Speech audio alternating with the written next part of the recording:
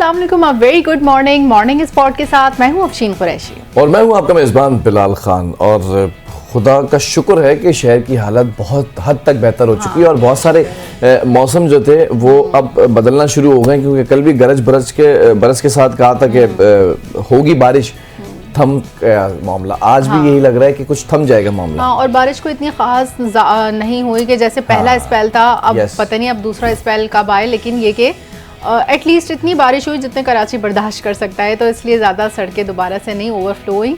और अल्लाह करे कि आगे भी सब खैरियत रहे, क्योंकि यहाँ का मौसम। खैर आज आप मुझे काफ़ी ज़्यादा उदास लग रही हैं, क्यों? खैरियत? पता है बिलाल, आज सुबह एक अजीब सी बात हुई ना, मैं इसलिए बहुत मेरा मूड ऑफ हो गया है। जब मैं यहाँ आ रही थी ना, तो मैंने देखा कि गली में दो खवातीन जो हमारे पड़ोस में भी रहती हैं, वो आपस में ना नोक-झोंक कर रही थी। तो मॉल तो पहले ही अच्छा खासा गर्म हो गया था और वजह भी कोई बड़ी बात नहीं थी, बल्कि एक छोटी सी बात पर तकरार जा रही थी। मैंने इन दोनों को समझाने की बहुत कोशिश की कि वो अचानक मेरी अच्छा आप बीच में कूदी समझाने के लिए? मैंने कहा भाई मामला फामो तफहीम से आप तय कर लें, बजाय इसके कि इतना शोर शराबा कर रही हैं। तो वो उल्टा ना मुझ पे बरहम हो गई और मैं लेके पिस गई ना। फिर भी मैंने थोड़ा सब्र से काम लिया, उनको समझाने की फिर भी मैंने कोशिश जारी रखी, क्योंकि समझौता है ना, वही सबसे बड़ी ताकत होती है। आखिरकार मैं यहाँ पहुँच तो गई हूँ आज ऑफिस, लेकिन मुझे इसी वजह से देर हो गई। और ये बात बहुत इम्पोर्टेंट है। आज आप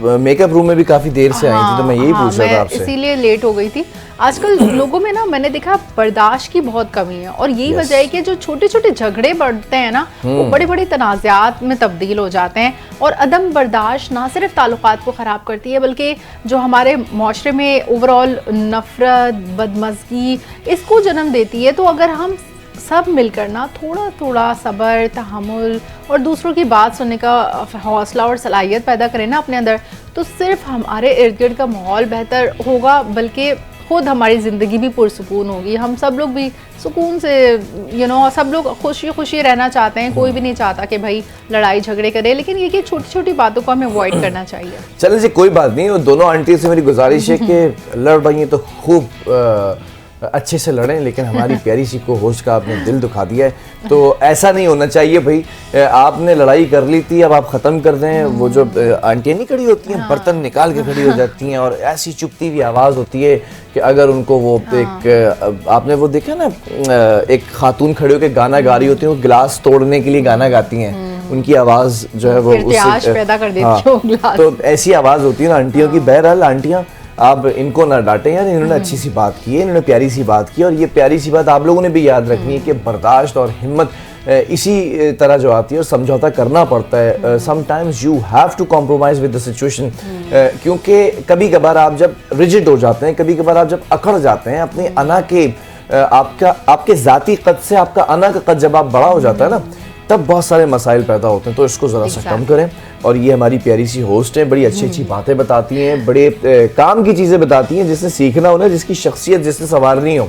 मेरी तो संवरती चली जा रही है। आप भी फीडबैक देके बताएं हमारे सोशल मीडिया के पेजेस पर कि क्या आपको फ़ायदा हो रहा है या नहीं हो रहा। एक शख्स को और फ़ायदा हो रहा है, और कौन? वो है, स्टार्ट कर लेते हैं टॉप स्टोरी से। वो शख्स है वजीर आजम शहबाज शरीफ साहब। क्योंकि वजीर आजम शहबाज शरीफ साहब, मुझे लगता है कि वो भी मॉर्निंग स्पॉट देखते हैं और अफशीन की बातों पर गौर करते हैं। और इस वक्त वो चीन के दौरे पर हैं और चीन के वजीर खारजा वांग जी से मुलाकात में सी पैक फेज 2 पर इत्मीनान का भी इजहार कर दिया। बड़े रिलैक्स नजर आए, कॉन्फिडेंट नजर आए। आई एम 110% श्योर कि वो आपकी बातें सुनते होंगे। अच्छा चले, शहबाज शरीफ हमारी बात सुनते हैं, तो ये इस बात पे हम उनको मुबारकबाद दें कि एक तो सी पैक फेज 2 का दोबारा से आपने इनिशिएट लिया है। और मतलब अब हमें उम्मीद करते हैं, जो सी पैक काफ़ी अरसे से ये तरक्की के मराहिल रुके हुए थे, अब फिर से एक दफ़ा शुरू हो जाएगा। क्योंकि उन्होंने इज़हार ख्याल करते हुए कहा है कि मंसूबा पाकिस्तान की समाजी इक़्तिसादी तरक्की के लिए कलीदी मंसूबा है। और वज़ीर आज़म शहबाज शरीफ से आला सतह के वफ़द के हमरा चीनी वज़ीर ख़ारजा वांग जी ने वज़ीर आज़म हाउस में मुलाकात की है। और मुलाकात में नायब वज़ीर आज़म वज़ीर ख़ारजा इसहाक़ डार और फील्ड मार्शल आसिम मुनीर भी मौजूद थे।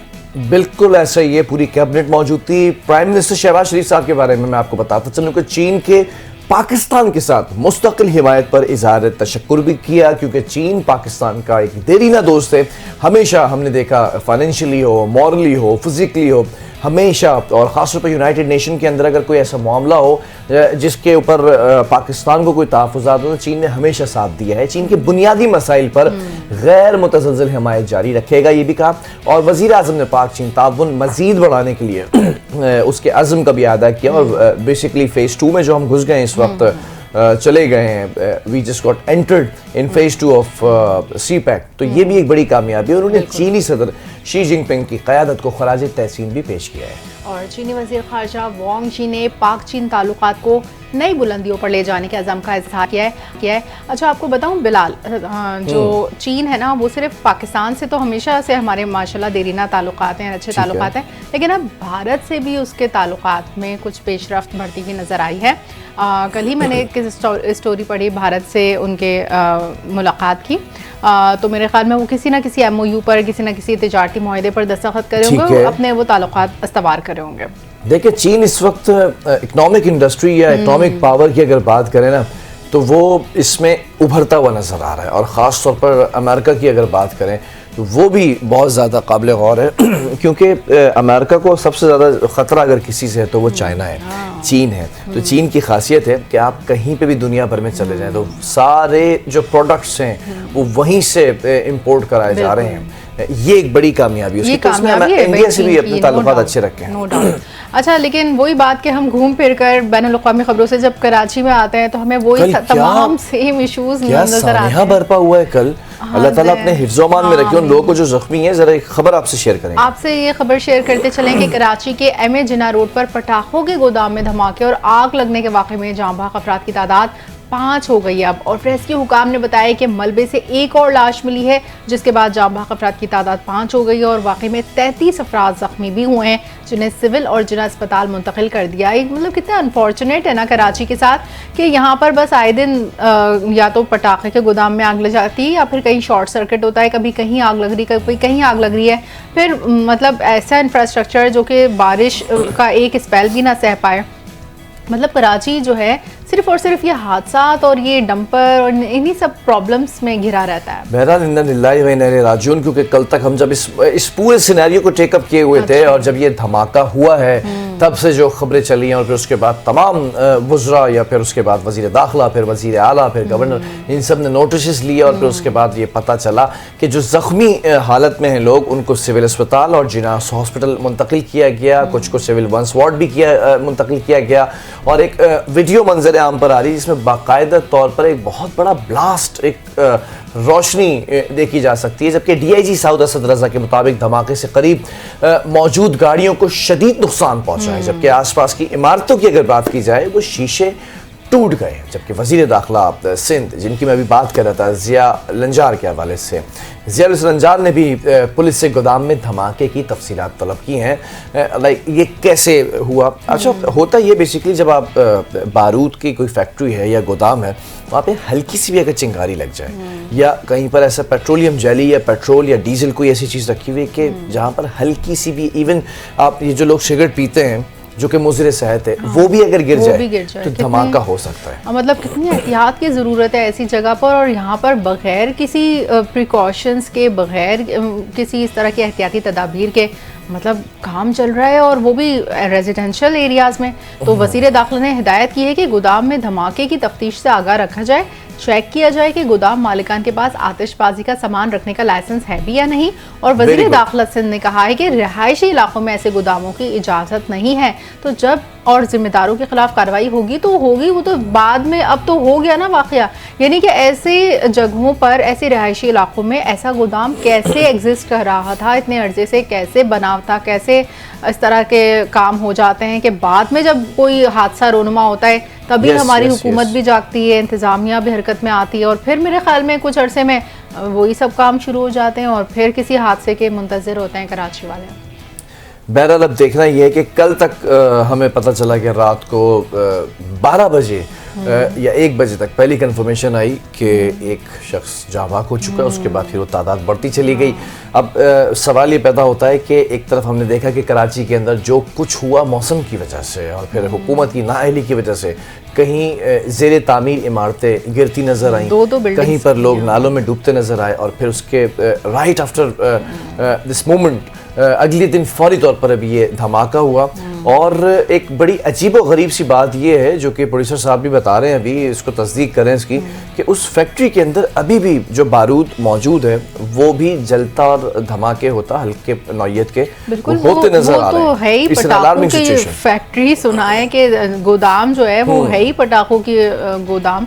तो जाहिर है वहाँ पर तो यही एक्सप्लोजिव होंगे, सारे एक्सप्लोजिव मटेरियल होगा, तो वो तो फटते ही रहेंगे जब तक कि कम्प्लीटली नहीं फट जाएंगे, क्योंकि वो तो अच्छा कल हमारे रिपोर्टर्स के हमरा जो हमारे प्रोड्यूसर है मुश्तबा वो भी वहाँ पर विजिट पर गए थे। तो उन्होंने भी ये बताया, कंफर्म किया, सोर्सेज कंफर्म कर रहे हैं कि वेंटिलेशन का जो निज़ाम है ना वो भी नहीं है वहाँ पर। तो इस वजह से वो घुटन ज़्यादा माहौल के अंदर पटाखे फटना शुरू हो रहे हैं और फट रहे हैं। ये ऐसी जगह जब ये लोग तामीर करते हैं उस वक्त ये खुद एग्जिट पॉइंट्स नहीं रखते कि ऐसा भी कोई वाकया रोनुमा हो सकता है। तो मतलब पहली से इस तरह से कंस्ट्रक्शन होनी चाहिए कि आप ये देख लें कि एग्जिट पॉइंट्स आपके ऑलरेडी पहले से मौजूद हो, क्योंकि आप एक ऐसी चीज़ यहाँ पर रख रहे हैं कि सिर्फ आप ये स्टोरेज हाउस नहीं है आपका, सिर्फ इसमें आपने काम भी करना है, इसमें लोगों की आमदोरफ्त होगी तो फिर यहाँ पर काम होगा।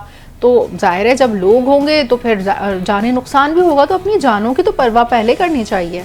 बिल्कुल ऐसा ही है। अब जरा सा मौसम के ऊपर भी आ जाते हैं, क्योंकि ये मौसम तो ख़राब हो चुका है, लेकिन कुदरती मौसम की अगर बात करें तो कराची के अंदर बादल फिर बरस पड़े। शहर के मुख्तलिफ इलाकों में वक्फे से हल्की और तेज़ बारिशों का जो सफ़र है वो चलता रहा। नॉर्थ कराची, सरजानी टाउन, सफूरा में भी बरसात हुई है और Gulshan Iqbal, Northern Bypass, Shah Faisal Town, Malir Cantt, Tariq bin Ziyad और अतराफ में बादल बरसे।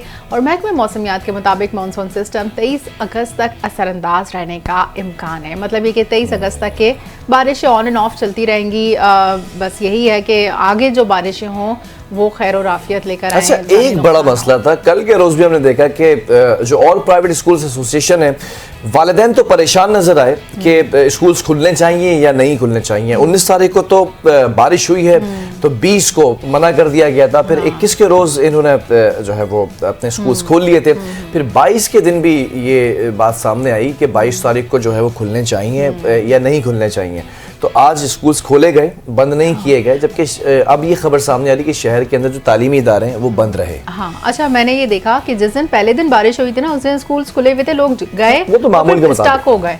हर जगह लोग परेशान और वैन्स आ रही हैं जा रही हैं, कोई किसी को शेल्टर दे रहा है, उन बच्चों को कहीं महफूज मुकाम पर मुंतकिल की जाए।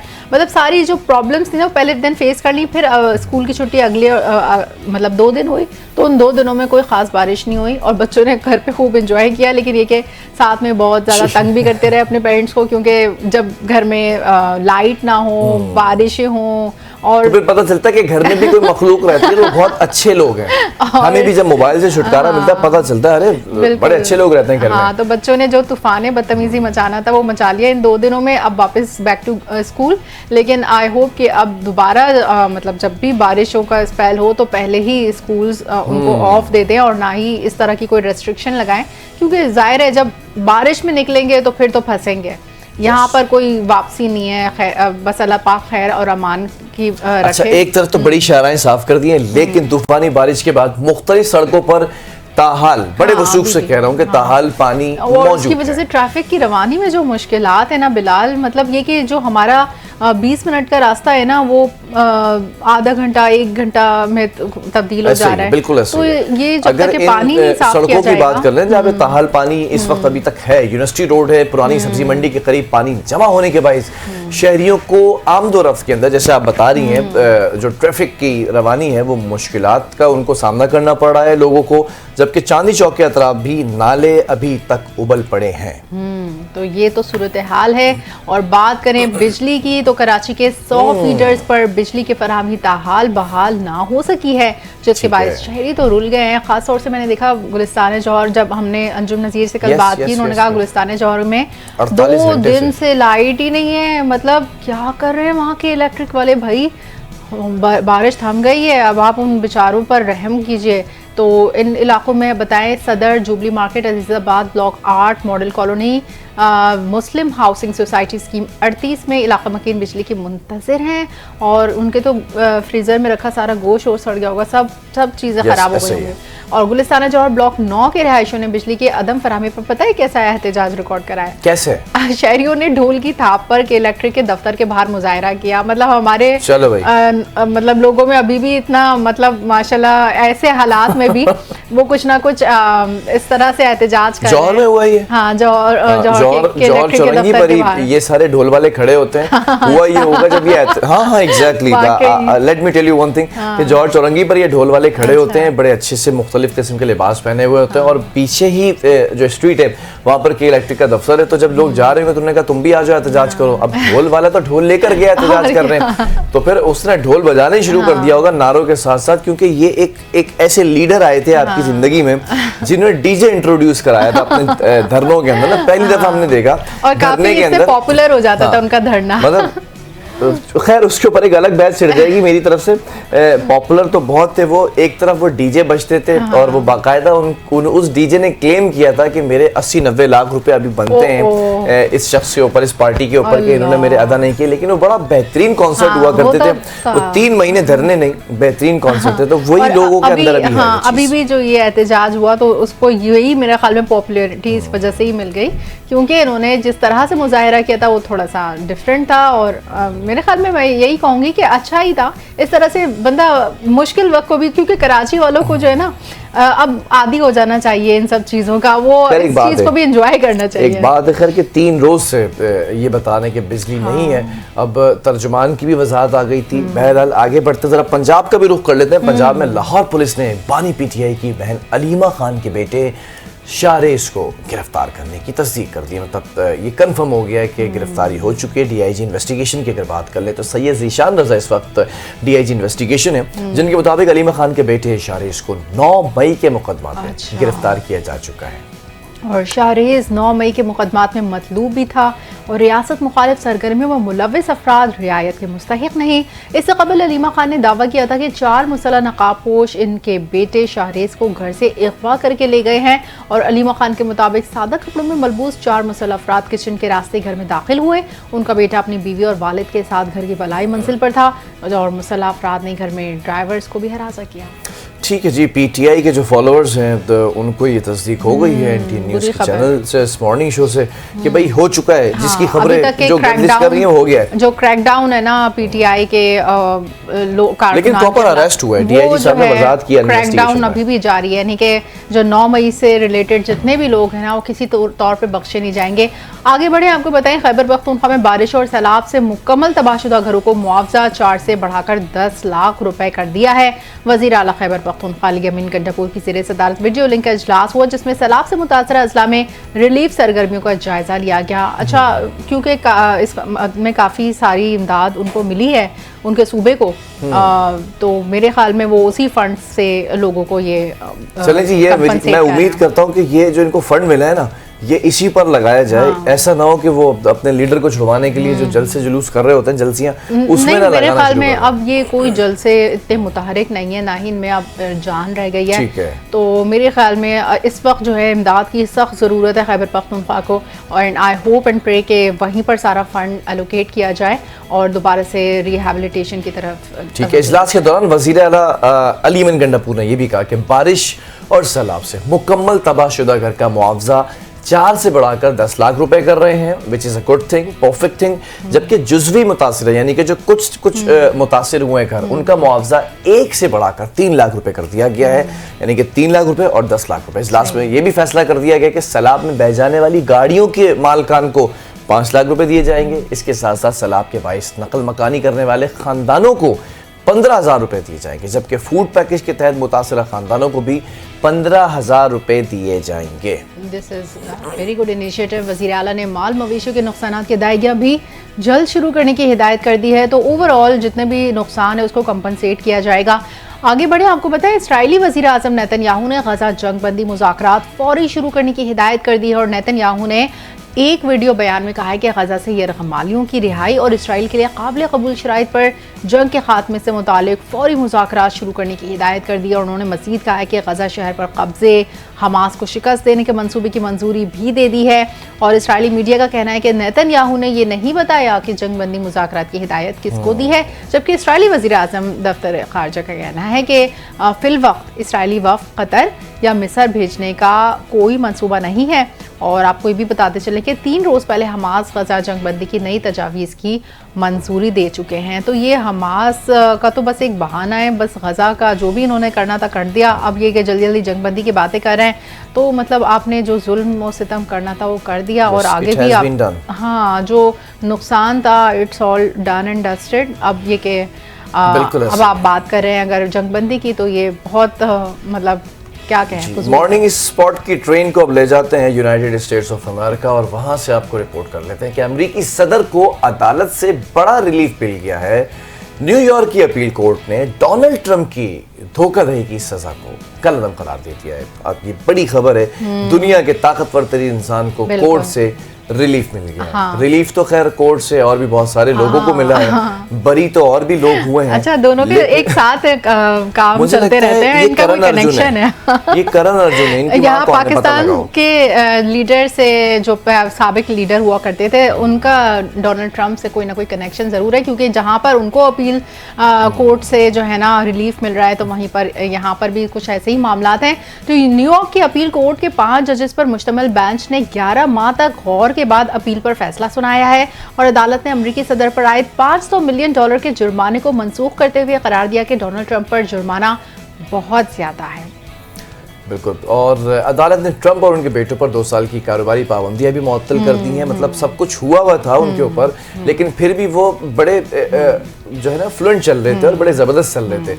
अब आप ये देखें कि जिस तरह से अदालत से रिलीफ मिला है, तो अब लेट्स सी कि वो कितना हवा में उड़ते हैं। और हमने ये देखा कि भाई साहब की फ्लाइट बड़ी ऊंची होती है। हाँ। और अभी आपको याद है ना, पुतिन से मुलाकात हुई थी, तो वो भी बड़ी चमगुइयां हुई उसके ऊपर। अच्छा। डिस्कशन का हिस्सा रही पूरी दुनिया के अंदर। अच्छा बिलाल, आपने कभी शहाब साकिब देखा है?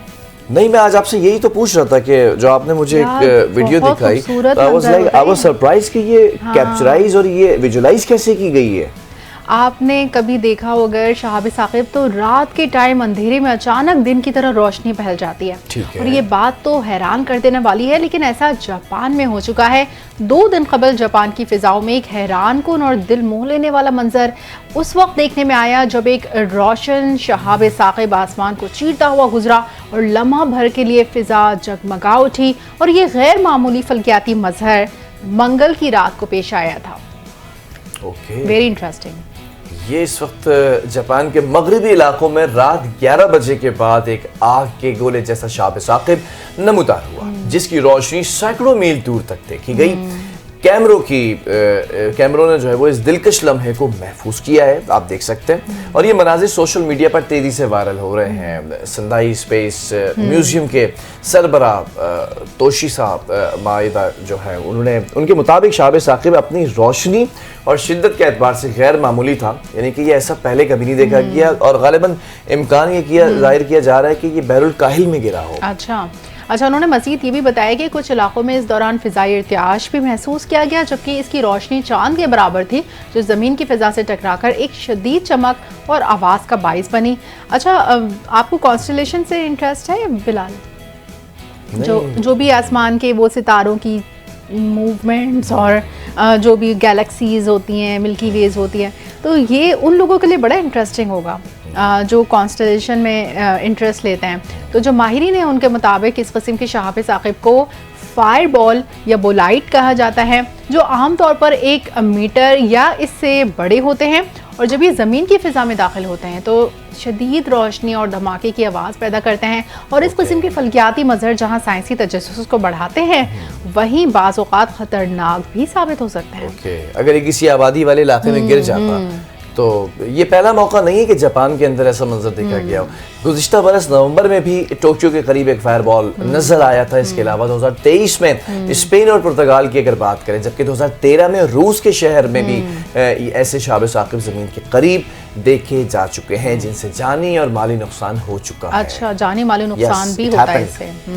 तो माहिरीन का कहना है कि ऐसे फल्कियाती मज़हर कायनाती सरगर्मियों का आम हिस्सा होते हैं, लेकिन जब ये नज़रों के सामने आते हैं तो इनका मंजर एक तरफ तो दिलकश और दूसरी तरफ हैबतनाक भी महसूस होता है, क्योंकि ज़ाहिर है जब ये जाने माली नुकसान का पेशखमा हो सकते हैं तो लोगों को ऐसे ही उससे एहतियात रखनी चाहिए जैसे बिजली गिरने से ना। तो ये लम्हे जो है ना हमें कायनात की वुसअत और ज़मीन की नाजुक हिफाजत का एहसास दिलाते हैं और साइंसी तहकीक के लिए नए दरवाजे खोलते हैं। तो आई थिंक हम लोग ज़मीन पे रहते हुए हम लोग यहाँ पर इतने महब होते हैं, इतने मसरूफ़ होते हैं कि हम आसमान की तरफ शाज़ो नादिर ही नज़र डालते हैं। आजकल आपकी बड़ी अच्छी अच्छी नजरें चल रही हैं हर खबर के ऊपर। मैं देख रहा हूँ ये जो आखिर में बुलेटिन और ये टॉप स्टोरीज के अंदर आप कभी जजीरा ढूंढ के ले आती हैं, कभी पानी के नीचे शहर ढूंढ के ले आती हैं, कभी आप जो है वो पुरानी कदीमी, मुझे बहुत इंटरेस्ट है ना बिलाल, सकाफत बता देती हैं। बिल्कुल, कुछ ना कुछ इंटरेस्टिंग न्यूज़ भी, फिर आप कभी ब्लू मून बता देती हैं, रेड मून बता देती हैं। हाँ, तो ये कुछ इंटरेस्टिंग न्यूज़ हमारी कोस्ट।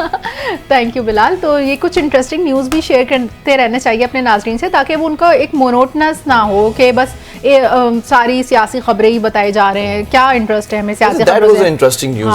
कुछ लोग कहते हैं ना कि हम लोग न्यूज़ देखते हैं, हमें सियासी खबरों से कोई इंटरेस्ट नहीं है, तो भाई हम लोग थोड़ा सा तड़का लगा देते हैं सियासत के साथ साथ। आपको कुछ ना कुछ इंटरेस्टिंग न्यूज़ जो हैपनिंग होती है, जो टॉप स्टोरीज होती हैं, जो कि हॉट इश्यूज होते हैं, वो भी डिस्कस करते हैं। चलें जी, छोटे से वक्फे की तरफ जा रहे हैं। सवाल है, तने पंजाबी आती है? I can understand a little, लेकिन I cannot अच्छा, मुझे भी कोई इतनी अच्छी नहीं आती, लेकिन बड़ी खूबसूरत ज़बान है, बड़ी मीठी ज़बान है। I really like पंजाबी में एक कैलकुलेटर बनाया है, वही हमारे एक शहजादे हैं। अरे वाह! और उस शहजादे का ताल्लुक कैनेडी यूनिवर्सिटी से, उससे मिलवाने जाएंगे आपको एक छोटे से कमर्शियल ब्रेक के बाद। अच्छा, stay with us।